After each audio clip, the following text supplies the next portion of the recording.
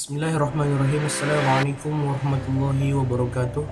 Pada hari ini saya akan membincangkan sebuah topik yang berkaitan dengan pengajian am, yaitu jenayah pemerdagangan manusia.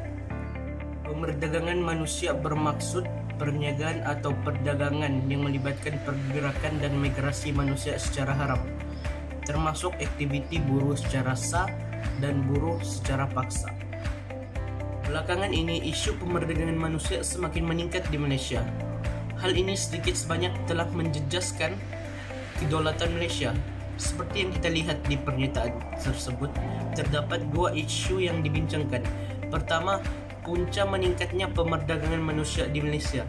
Kedua, kesan terhadap kedaulatan negara disebabkan pemerdagangan manusia tersebut. Antara punca berlakunya masalah pemerdagangan manusia adalah masalah kemiskinan. Hal ini karena kemiskinan di negara asal akan memaksa seorang berusaha sedaya upaya untuk mengubah taraf hidup mereka. Antara cara yang mereka lakukan adalah dengan berhijrah ke negara lain yang menawarkan gaji yang lebih tinggi dan mempunyai peluang pekerjaan yang lebih banyak. Dengan itu mereka perlu berurusan dengan sebuah agensi tertentu yang membawa migran dari negara asal ke negara lain.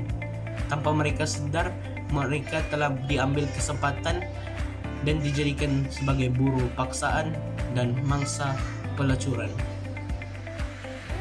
Punca kedua berlakunya masalah pemerdagangan manusia adalah disebabkan pemerkasaan undang-undang yang lemah. Hal ini akan menyebabkan sebuah kawasan seperti sempadan atau pelabuhan akan menjadi tumpuan para pelaku sindiket-sindiket ini disebabkan kurangnya pengawasan atau kawalan di kawasan-kawasan tersebut.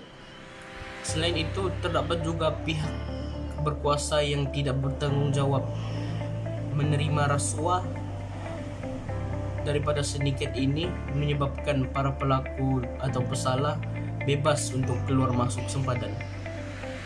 Seperti yang terlihat telah jelas bahawa jika perkara ini tidak dibendung, pemerdagangan manusia akan semakin meningkat, dan telah jelas bahawa dengan kekurangannya pemerkasaan undang-undang akan menyebabkan pemerdagangan manusia akan berleluasa. Seterusnya, beralih kepada kesan-kesan pemerdagangan manusia terhadap kedaulatan negara, antaranya adalah mencemarkan imej negara di mata dunia. Seperti yang kita tahu, Malaysia tersenarai dalam 16 negara yang berprestasi buruk dalam mengekang isu pemerdagangan manusia ini. Hal ini akan menyebabkan negara lain akan bersangka buruk terhadap pentadbiran negara Malaysia dan cara Malaysia mengurus negara. Selain itu, negara-negara lain juga akan menganggap 16 negara yang senarai tersebut sebagai sarang jenayah. Punca kedua berlakunya masalah pemerdagangan manusia adalah disebabkan pemerkasaan undang-undang yang lemah. Hal ini akan menyebabkan sebuah kawasan seperti sempadan atau pelabuhan akan menjadi tumpuan para pelaku sindiket-sindiket ini disebabkan kurangnya pengawasan atau kawalan di kawasan-kawasan tersebut. Selain itu, terdapat juga pihak berkuasa yang tidak bertanggung jawab menerima rasuah daripada sindiket ini, menyebabkan para pelaku atau pesalah bebas untuk keluar masuk sempadan. Seperti yang terlihat telah jelas bahawa jika perkara ini tidak dibendung, pemerdagangan manusia akan semakin meningkat, dan telah jelas bahawa dengan kekurangannya pemerkasaan undang-undang akan menyebabkan pemerdagangan manusia akan berleluasa. Kesan kedua pemerdagangan manusia terhadap negara adalah hubungan diplomatik antara negara akan terjejas.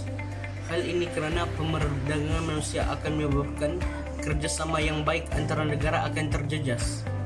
Hal ini kerana disebabkan beberapa isu yang melibatkan warga asing, yang seperti contoh penderaan pembantu rumah yang akan menyebabkan rasa ketidakpuashatian kepada negara lain. Hal ini akan menyebabkan hubungan dua hala antara negara akan terjejas, lalu tidak akan berlaku sebarang perhubungan dan kerjasama lagi disebabkan perkara-perkara tersebut. Akhir sekali, kesan pemerdagangan manusia kepada kedaulatan negara adalah menjejaskan keselamatan dan keamanan negara. Jenayah akan berleluasa yang mana akan menggugat keselamatan persekitaran, terutamanya kepada golongan wanita dan kanak-kanak. Hal ini karena kedua golongan ini sering menjadi sasaran sindiket ini untuk diperalatkan dengan tujuan-tujuan tertentu seperti pelacuran, pusat hiburan, dan rumah urut.